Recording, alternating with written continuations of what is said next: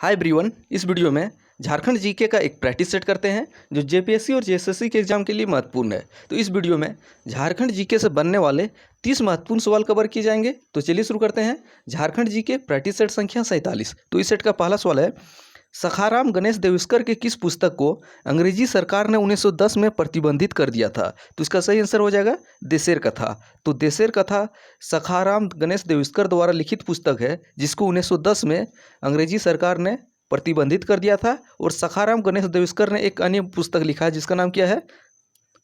तिलकेर मुकदमा। देशेर और कथा और तिलकेर मुकदमा किसके द्वारा रचित है?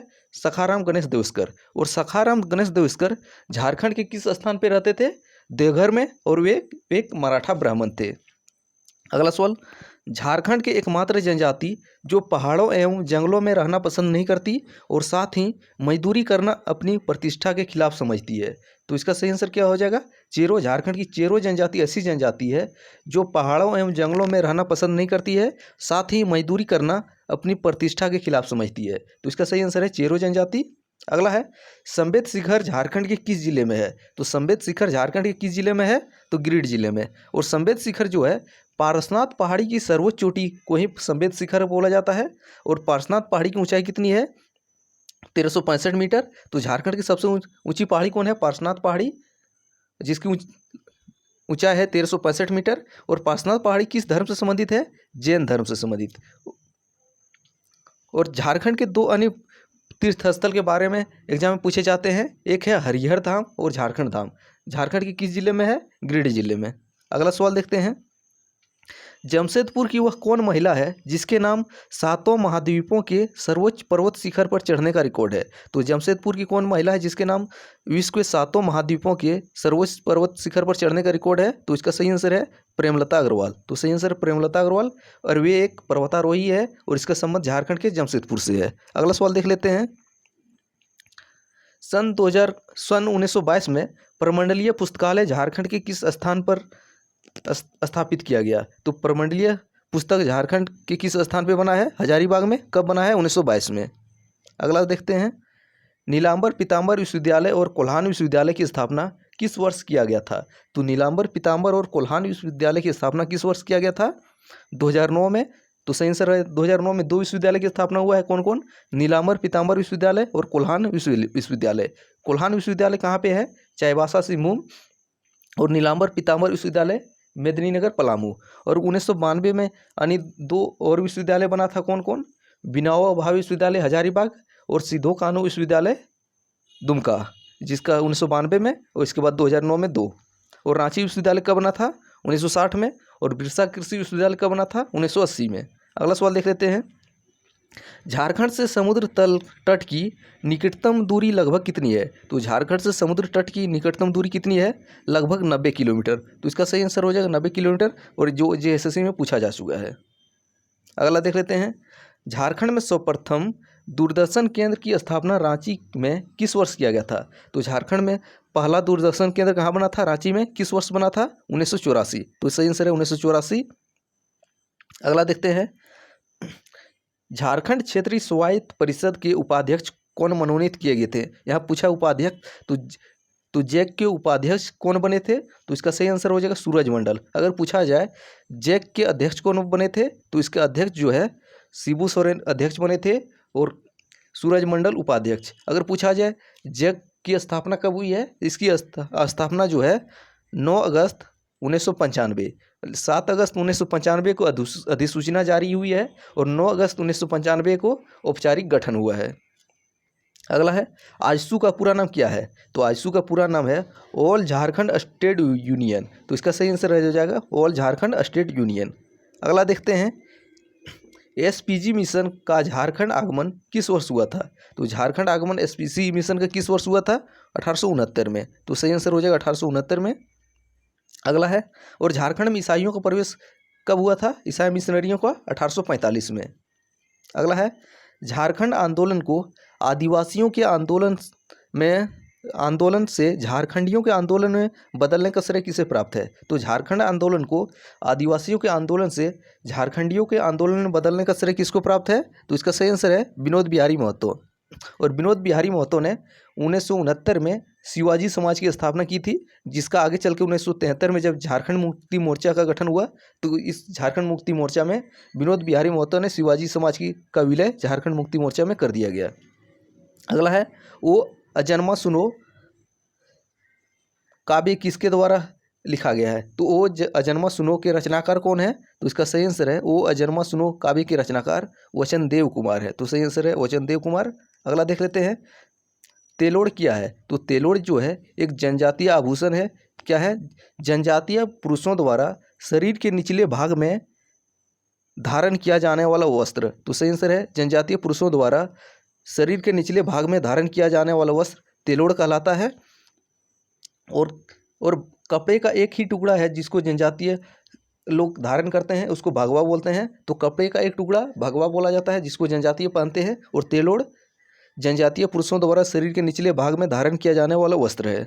अगला है, जट जटिन लोकनाट्य में किसके वैवाहिक जीवन को दर्शाया जाता है? तो जट जटिन लोकनाट्य में जट जटिन के वैवाहिक जीवन को दर्शाया जाता है। तो सही आंसर है जट जटिन। अगला देख लेते हैं, कितनी जनसंख्या पर ग्राम पंचायत के एक सदस्य का चुनाव का प्रावधान है? तो इसका सही आंसर हो जाएगा ग्राम पंचायत के एक सदस्य का चुनाव का प्रावधान 500 की जनसंख्या पर है। अगर पूछे ग्राम पंचायत का गठन कितने की जनसंख्या पर होता है, तो 5000 की जनसंख्या पर ग्राम पंचायत का गठन होता है, और ग्राम पंचायत के एक सदस्य का चुनाव 500 की जनसंख्या पे। तो दोनों में कन्फ्यूज नहीं करना है। तो ग्राम पंचायत के एक सदस्य का चुनाव जो होता है 500 की जनसंख्या पे, अगर ग्राम पंचायत का गठन पूछे तो 5000 की जनसंख्या पे। अगला है, राज्य सरकार का जनसंपर्क अधिकारी कौन होता है? तो राज्य सरकार का जनसंपर्क अधिकारी मुख्य सचिव होता है। आपको बताना है झारखंड के प्रथम मुख्य सचिव कौन थे, कमेंट करके बताना इसका आंसर। अगला है, स्वर्णरेखा बृहद सिंचाई परियोजना किस पंचवर्षीय योजना में आरंभ की गई? तो स्वर्णरेखा बृहद सिंचाई परियोजना 5वीं पंचवर्षीय योजना में शुरू की गई। तो सही आंसर है 5वीं पंचवर्षीय योजना। अगला देख लेते हैं, किस तिथि को रांची में 1857 की क्रांति का आरंभ हुआ? तो 1857 की क्रांति का आरंभ रांची में किस तिथि को हुआ था? 2 अगस्त। तो सही आंसर है 2 अगस्त। अगर पूछे झारखंड में 1857 की क्रांति की शुरुआत कब हुई थी? 12 जून 1857 को। कहाँ से? देवघर के रोहिणी नामक स्थान से। और किस रेजिमेंट के सैनिकों ने शुरू किया था? 32वीं रेजिमेंट के सैनिकों ने। अगला है, किस लड़ाई में सूबेदार नादिर अली और सूबेदार जयमंगल पांडे पकड़े गए और उन्हें फांसी दे दी गई? तो किस लड़ाई में नादिर अली और जयमंगल पांडे पकड़े गए थे? तो चतरा की लड़ाई में। अगर पूछा जाए चतरा की लड़ाई कब हुआ था? 2 अक्टूबर 1857 को। और सूबेदार नादिर अली और जयमंगल पांडे को कब फांसी दिया गया था? 4 अक्टूबर 1857 को। कहाँ पे? रांची के फांसीहारी तालाब के किनारे, सॉरी चतरा के फांसीहारी तालाब के किनारे ही। और किस वृक्ष पे लटका के दिया गया था? आम के वृक्ष पर। अगला है, झारखंड किस लड़ाई को मुल्की या मिल्की लड़ाई भी कहा जाता है? तो झारखंड की किस लड़ाई को मुल्की या मिल्की लड़ाई कहा जाता है? तो इसका सही आंसर हो जाएगा सरदारी लड़ाई। और सरदारी लड़ाई किस इलाके में हुए थे? मानभूम झारखंड धनबाद इलाके में। अगला है, झारखंड विधानसभा के प्रथम उपाध्यक्ष कौन रहे हैं? तो झारखंड विधानसभा के प्रथम उपाध्यक्ष कौन रहे हैं? बागुन सुमरे। और झारखंड विधानसभा के प्रथम अध्यक्ष कौन रहे हैं? इंदर सिंह नामधारी। और झारखंड विधानसभा के प्रथम प्रोटेम स्पीकर कौन थे?